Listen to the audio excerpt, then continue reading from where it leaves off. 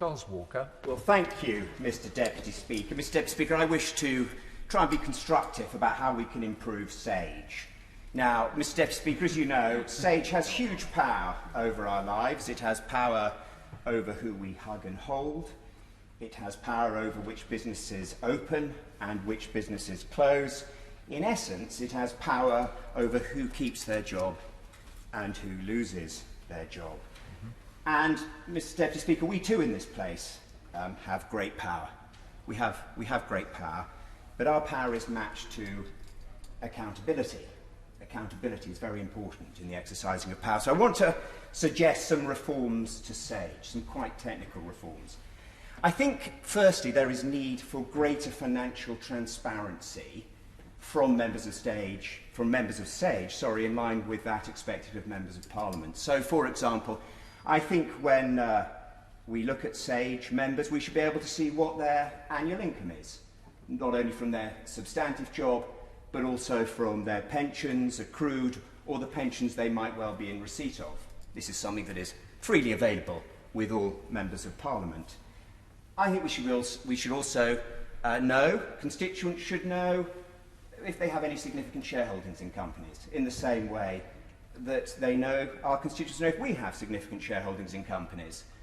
We could also look at whether they get other forms of income from rent, for example. Now, I'm not suggesting for a minute that this would include their spouses or partners in the same way it doesn't include our spouses and partners. But given members of SAGE are making huge decisions that have huge financial consequences for tens of millions of people, it is important that our constituents know whether or not the people making these decisions are sharing the pain or insulated from the pain. For example, in the case of young people, many SAGE experts say that young people should be working from home.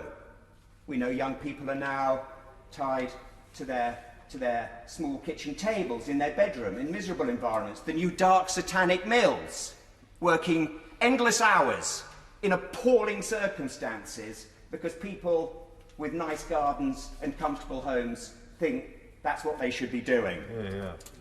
There should also be far greater personal accountability. There should be no more, here is Sir Mark Walport, of SAGE, but here in a personal capacity. Nonsense, he's there because he's a member of SAGE. And we should also have elections to SAGE. So we could see Sir Mark Walport, Professor Susan Mitchell, John Edmonds, regular talking heads in our TV studios, challenged by people with a different perspective.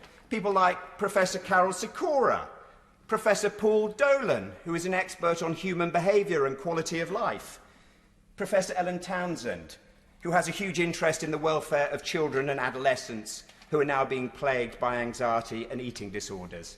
I give way to my... He's making a great case with which I largely agree, but will he agree with me that experts are only human and we've been, to an extent, asking the impossible of them? They're risk-averse, they don't want to be blamed for a disaster, they'll choose to give advice that's cautious. Would he join me in recommending to the Prime Minister the reforms that I've put forward to have competitive, multidisciplinary expert advice with Red Team Challenge? It's a fantastic and a plausible suggestion. We need a diversity of voices, but of course if we had elections we could get people elected from independent SAGE, and we know what they want: harder lockdowns, tighter lockdowns, and a permanent end to freedoms. But, Mr. Speaker, there is an alternative. There is an alternative to elections, to financial disclosure. There is an alternative, and that is the Prime Minister could say to members of SAGE, he could say this to them. He could say, here it is. You can either advise me, or you can advise the Today programme, Sky, Channel 4, but you can't do both. You can't do both. You can either be a serious scientist at this moment in time, advising your government, or you can be a media talking head, building a career outside SAGE, but you can't do both. And I think that is a perfectly legitimate thing to do. We would not expect our generals to give a running commentary on a war, undermining politicians. It's just not acceptable. It's just not acceptable, Mr. Speaker. Can you imagine if the clerks of my committee, who advise my committee, were going out and briefing what they'd like to see my committee do? pushing us into a corner all the time. It wouldn't be tolerable. It wouldn't be tolerated in this place, and it shouldn't be tolerated by Number 10. So here it is. Full financial disclosure from Sage, full elections, or they advise the government, and if they don't want to do that and advise TV studios, they do that, but they don't do both. Graham Stringer.